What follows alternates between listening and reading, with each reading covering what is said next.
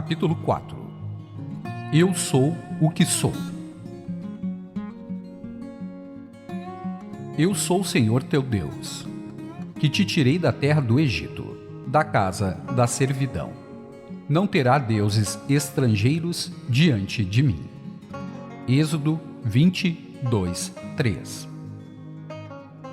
No nosso estudo dos 10 mandamentos, que conforme vimos, na verdade são uma expressão das leis da mente, chegamos agora ao que costuma ser chamado o primeiro mandamento. Foi necessário não seguir uma ordem cronológica, para podermos ter uma ideia mais inteligente daquilo que os mandamentos simbolizam. Já vimos que os mandamentos, tomados em seu sentido literal, são perfeitamente válidos e verdadeiros. O seu significado simples, superficial, já por si é valioso.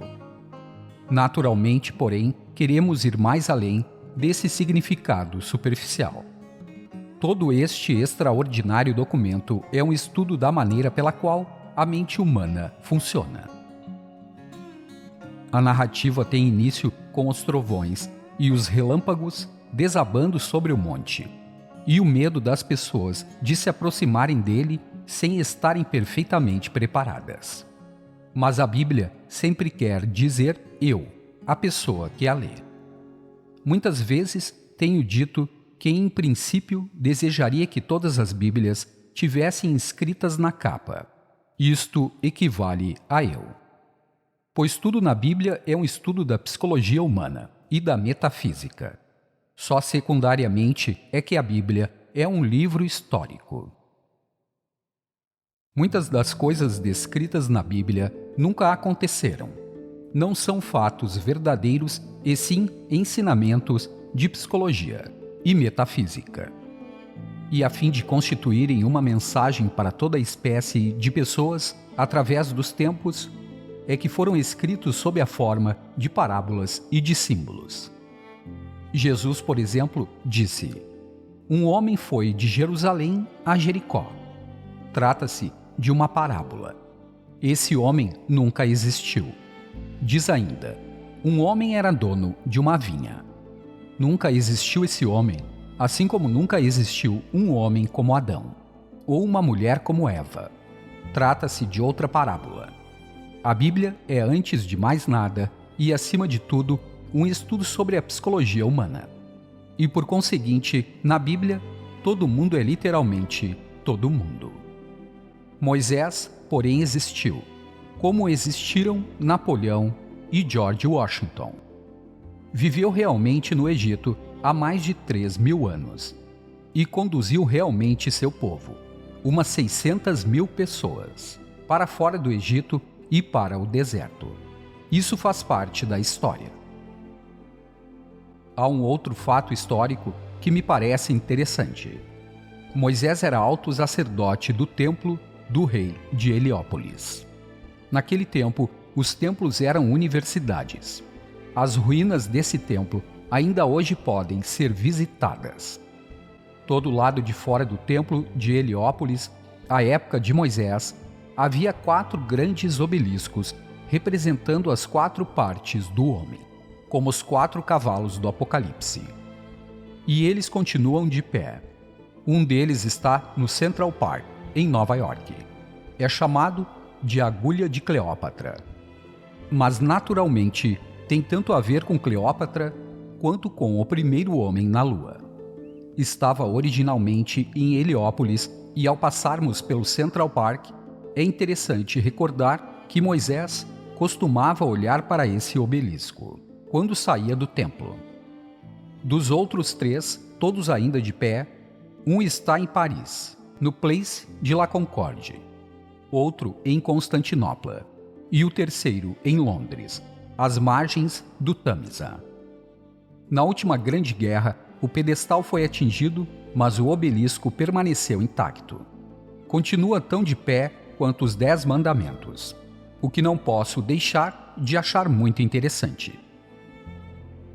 Moisés também vale por uma faculdade, e as coisas que ele fez são típicas dos nossos estados de espírito. A Bíblia sempre se preocupa com os estados de espírito. e a história e as parábolas são utilizadas como ilustrações disso. Ora, a montanha significa sempre oração ou tratamento. A consciência elevada. Conta a Bíblia que o povo em geral não podia subir ao Monte Sinai. Mas isso não quer dizer que algumas pessoas não estivessem aptas a subir. Porque tudo na Bíblia se aplica a cada um de nós, individualmente. Significa que se quisermos subir a montanha, se quisermos elevar nossa consciência, chegar mais perto de Deus, teremos antes de nos preparar através da oração. Se tentarmos forçar a subida, nos ressentiremos. Geralmente podemos forçar algo durante um certo tempo, através da força de vontade. Contudo, a força de vontade é a contrafração do poder de Deus. E quando usamos a força de vontade para subir a montanha, levando conosco nossa mesquinharia, nossa autocomiseração e nosso ódio, no fim, só nos metemos em dificuldades ainda maiores. Conta a Bíblia que o alto sacerdote podia subir a montanha. Isso não significa que ele fosse um homem privilegiado. Não quer dizer que qualquer padre, sacerdote, ministro, pastor, bispo ou divulgador da verdade tenha mais influência junto a Deus do que eu ou você. Se você pensa assim, está fabricando ídolos. É exatamente por isso que a base para o primeiro mandamento, eu sou o Senhor teu Deus, não terás deuses estrangeiros diante de mim, é precedida por este episódio sobre o Monte Sinai. É muito velha a crença de que há pessoas com mais poderes junto a Deus do que nós. Inclinamo-nos a pensar isso porque, em primeiro lugar, a maioria das pessoas é preguiçosa, pelo menos mentalmente. E é bom pensar que uma outra pessoa pode tomar nosso lugar. E em segundo lugar, porque sendo a natureza humana o que é, existem sempre pessoas que fingem ter mais poder.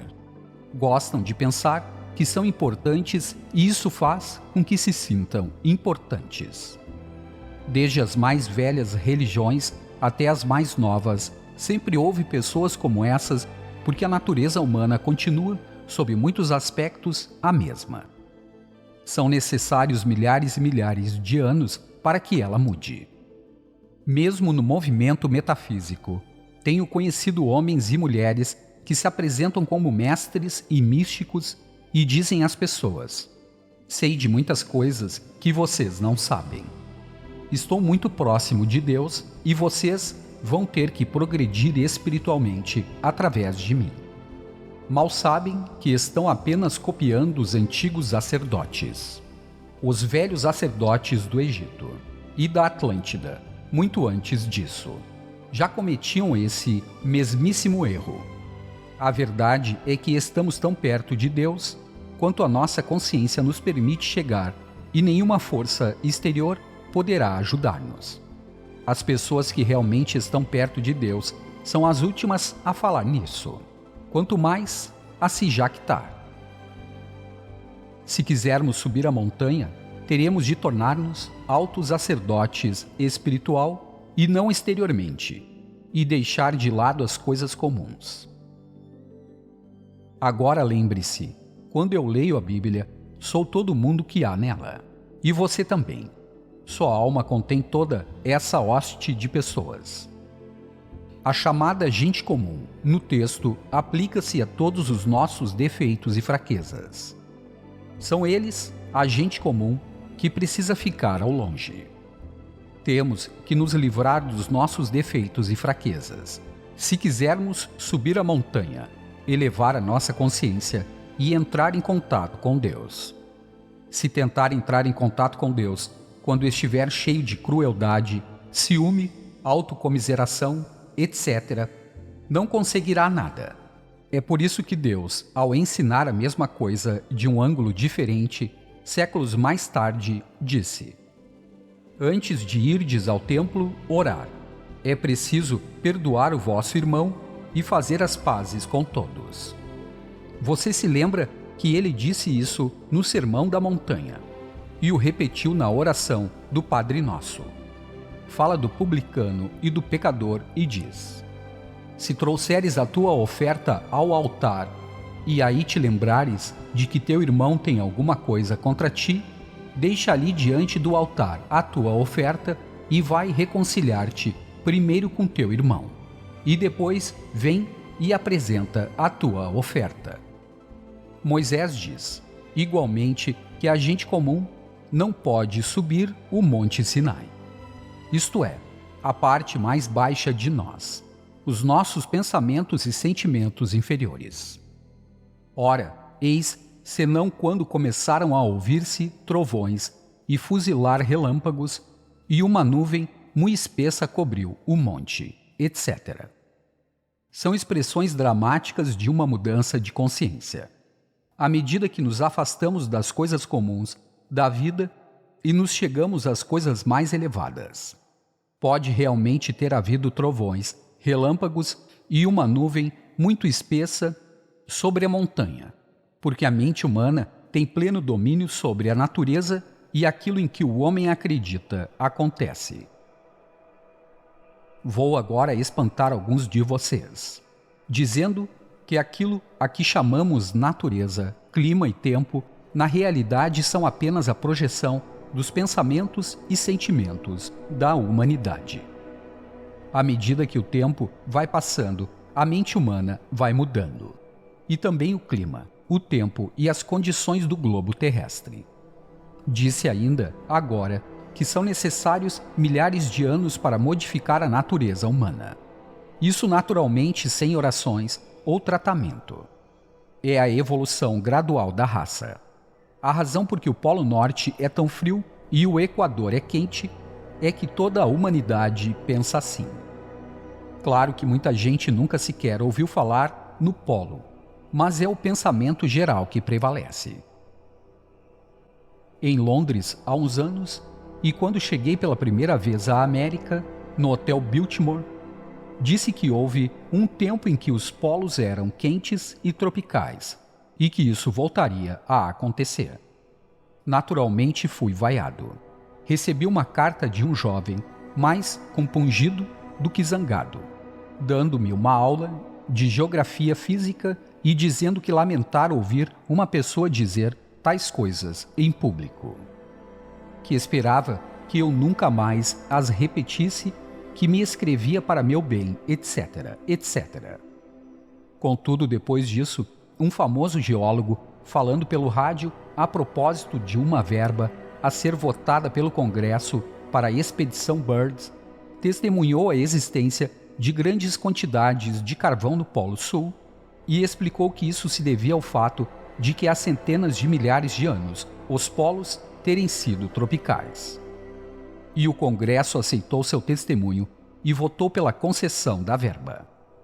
Ora, nos tempos do Êxodo, as condições do mundo exterior correspondiam prontamente aos pensamentos dos homens pelo simples fato de que as pessoas acreditavam nisso. Foi por essa razão que Moisés pôde atravessar caminhando o Mar Vermelho. Porque a verdade é que ele fez isso.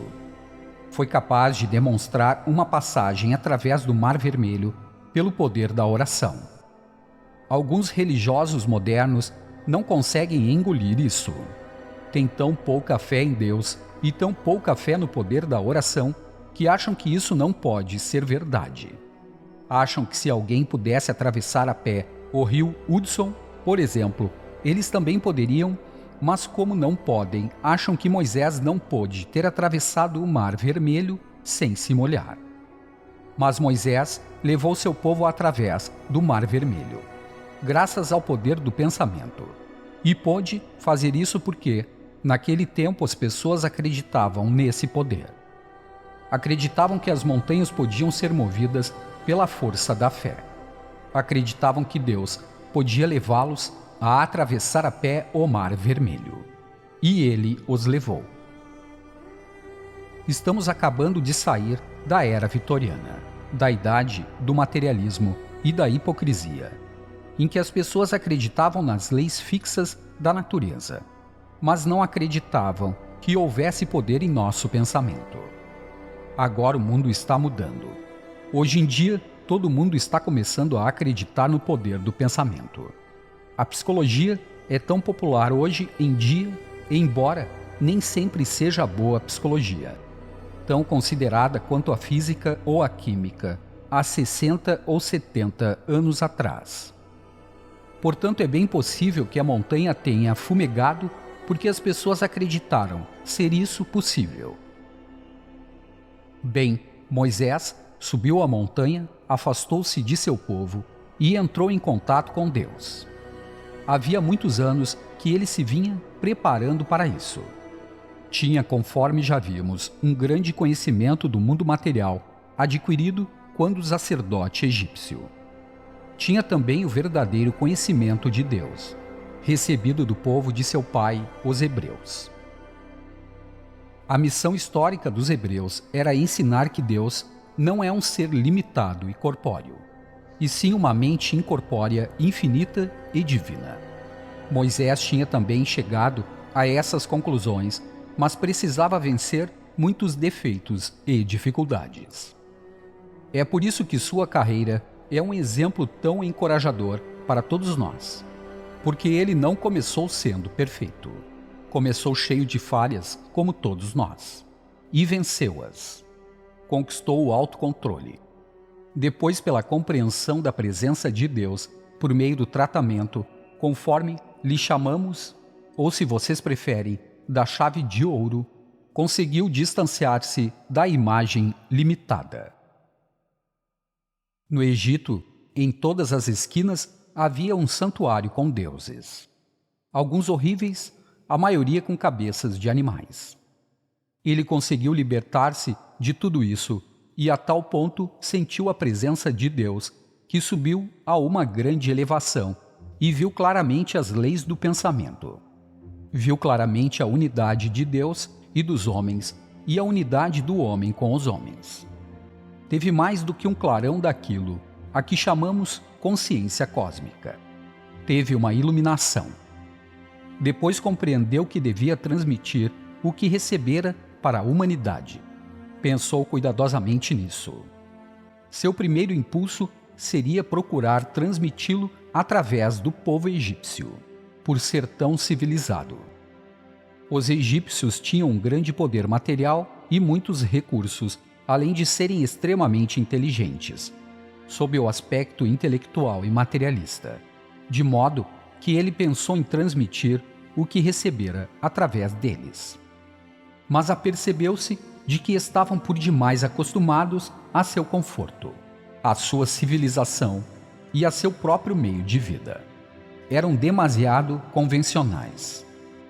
Jesus achou a mesma coisa, anos mais tarde, ao tentar transmitir sua mensagem através das pessoas oficiais. Moisés decidiu então transmitir sua mensagem através dos hebreus. Mas não podia fazer isso enquanto eles estivessem no Egito. A maioria era perseguida, um povo submetido, ignorante.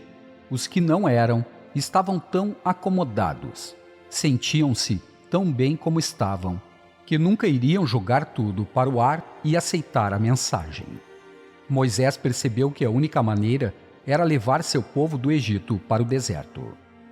Levá-lo para longe das tentações, das condições que permitiam aos hebreus estarem na moda e agirem corretamente, sentirem-se financeiramente seguros e tudo o mais que compõe o disfarce com que o diabo, por vezes, aparece às pessoas.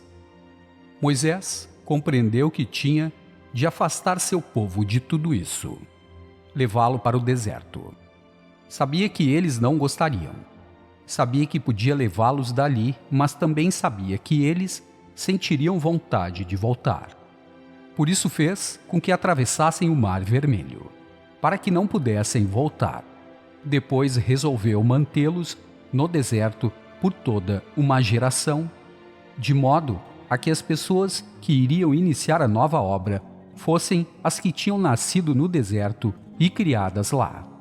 A velha vida, com todas as suas atrações materialistas, teria morrido.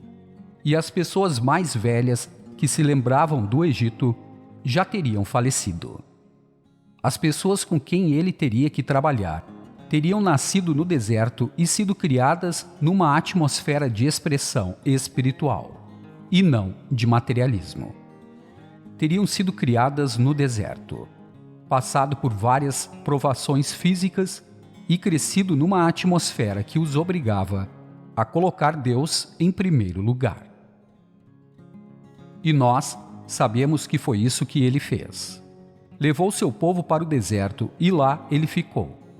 Diz a Bíblia, durante 40 anos, ou seja, quase 2 gerações. As estatísticas sempre calculam uma geração como durante 25 anos ou 30, no máximo. Contudo, entre os povos orientais que se tornam adultos cedo, onde a maioria das mulheres se casa aos 16 anos, 40 anos equivaleriam a 2 gerações. E não são literalmente 40 anos, mas aproximadamente. 40 anos na Bíblia significa um longo período. Moisés teve então sua revelação e entendeu-a como uma experiência de que Deus e o homem são um só. Todos nós sabemos disso, mas é preciso ter essa experiência. Moisés soube por experiência própria que Deus e o homem são um só, e que o homem também é um só com os outros homens. Quando recebeu essa revelação, só expressou uma parte, porque quando há uma experiência espiritual tão maravilhosa, é impossível recriá-la toda. Quando o contato passa, por assim dizer, só algumas gotas podem ser conservadas. Não obstante, ele conservou o suficiente para transmitir as leis da vida e a natureza de Deus. E começou transmitindo o primeiro mandamento, como lhe chamamos. Qual o princípio do primeiro mandamento? Todos nós achamos que sabemos, mas será que sabemos mesmo? Começa dizendo, eu sou. A sua identidade. Eu sou o Senhor teu Deus. Esse é o início de toda a Bíblia. As primeiras 4 palavras do Gênesis são: no princípio, Deus. O problema em nossa vida religiosa é que quase sempre pensamos: no princípio, eu. Isso é muito humano, mas não nos dá a revelação que Moisés recebeu. No princípio, eu. Faz com que fiquemos onde estamos. Calculo que 19 entre cada 20 vezes, quando as orações fracassam e a vida espiritual parece diminuir, a verdadeira razão é partirmos de no princípio eu, ao passo que a Bíblia diz, no princípio Deus. Assim o primeiro mandamento diz, eu sou o Senhor teu Deus, não terás deuses estrangeiros diante de mim. Ter deuses estrangeiros, isto é, outros deuses, é idolatria, um pecado capital que encobre todos os males. Todos os pecados que o homem é capaz de cometer se resumem em idolatria, porque ele está colocando alguma coisa diante de Deus. Só existe um Deus, que é a única presença e o único poder. O Gênesis diz, no princípio, Deus. E no Êxodo temos, eu sou o Senhor teu Deus. Jesus inicia com Pai Nosso, sua prece. No nosso idioma moderno, adaptado à mentalidade da nossa era, dizemos, Deus é a única presença e o único poder. Mas trata-se de uma mensagem velha, como os tempos de uma verdade antiquíssima. Ora, quando Deus falou a Moisés, dentre a sarça ardente, ele disse, eu sou o que sou. E disse mais, dirás aos filhos de Israel, eu sou, me enviou. Isso define tão claramente quanto possível em linguagem limitada a natureza de Deus. Você não pode definir Deus. Definir significa limitar, tornar finito. Quando diz que uma coisa é vermelha, quer dizer que ela não é nem azul nem verde. Quando diz que uma coisa é quadrada, está querendo dizer que ela não é redonda e assim por diante. Qualquer definição, qualquer descrição é uma limitação. quando pode ser útil. Contudo, Deus é infinito e você não pode defini-lo. Spinoza disse: definir Deus é negá-lo. E assim a Bíblia não tenta definir Deus. Quão diferentes são as teologias! Todas elas, desde os tempos mais remotos até os mais recentes, foram tentativas intelectuais de definir Deus. Suas intenções eram essas, mas na prática, os autores dessas tentativas acabavam-se analisando a si próprios inconscientemente e punham seus próprios caracteres em suas definições. A Bíblia não tenta dizer isso. A Bíblia ensina metafísica e diz que Deus é o Eu Sou o que sou. O que significa isso? No mesmo versículo, Deus diz a Moisés: dirás aos filhos de Israel, Eu Sou me enviou. Eu sou, mas o que é Eu Sou? É o nosso verdadeiro ser. É a nossa verdadeira natureza. O nosso eu real e mais ninguém. Porque ninguém mais pode dizer Eu Sou por você. Só você pode dizer Eu Sou. Essa é a sua identidade real. A presença de Deus em você. O Cristo dentro de nós. Seja o que for que você acrescentar a Eu Sou, com convicção, você será e terá. Eu Sou é o fato de existir e ter consciência disso dá-nos os poderes. Quando tiver que enfrentar os egípcios e seu coração tremer dentro de seu peito e você disser para si mesmo, não posso fazer isso, não sou capaz, não tem jeito. Lembre-se de sua verdadeira identidade e diga aos egípcios, Eu Sou me enviou. Breve o caminho se abrirá e você vencerá todas as dificuldades. Ora, Deus falou a Moisés de si mesmo e disse, Eu sou o que sou. E essa é a maneira de a Bíblia dizer que Deus é um ser puro e incondicionado. Deus não está sentado num trono, no céu. Essa é uma figura de retórica. Uma bela figura de retórica. Deus não está sentado num trono no céu. Não existe trono algum no céu. Se Deus pudesse sentar-se, teria pernas e usaria sapatos, e sugerir isso torna toda a concepção de Deus um absurdo. O trono é o símbolo do poder. Deus é puro espírito, infinita vida criativa, mente infinita, inteligência infinita. Deus é um ser puro e incondicionado. Quando a Bíblia diz que Deus falou com Moisés dentre as sarças ardentes, não quer dizer que Deus ficou um pouco afastado e falou com Moisés de homem para homem. Não foi a presença de Deus dentro de Moisés, como Deus está dentro de você. Quem lhe ensinou essas coisas? Nas Bíblias dos séculos 17 e 18, via-se uma imagem de um homem de ar terrível, calçando sandálias e usando uma longa túnica e barbas, falando com Moisés, que era representado como um homem muito menor, mas vestido da mesma maneira. Dois homens conversando, o que naturalmente é infantil. Deus falou a Moisés através do sentido intuitivo, como ele fala hoje em dia aos homens e às mulheres que lhe pedem orientação. Deus é o Eu Sou, o que sou.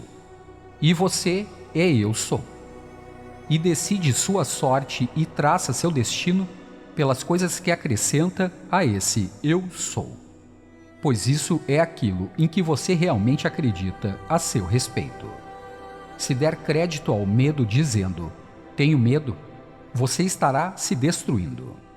Cada vez que der guarda ao medo, ao ciúme ou a um pensamento de crítica, cada vez que disser uma palavra má a alguém, principalmente quando falar mal de alguém que não está presente, você estará encurtando e destruindo sua vida. Estará tornando seu corpo mais sensível à dor, destruindo suas células. Da mesma forma, não perdemos um grão que seja do bem que fazemos. Ninguém lhe pode roubar o bem que você faz. Cada vez que você disser, sou um só com Deus, estará melhorando sua vida. Cada vez que você se recusar a se deixar vencer pelo medo, cada vez que seguir os espíritos mais altos que conhecer e depositar sua confiança em Deus, estará encompridando sua vida, melhorando sua saúde e tornando mais difícil para a doença atacá-lo.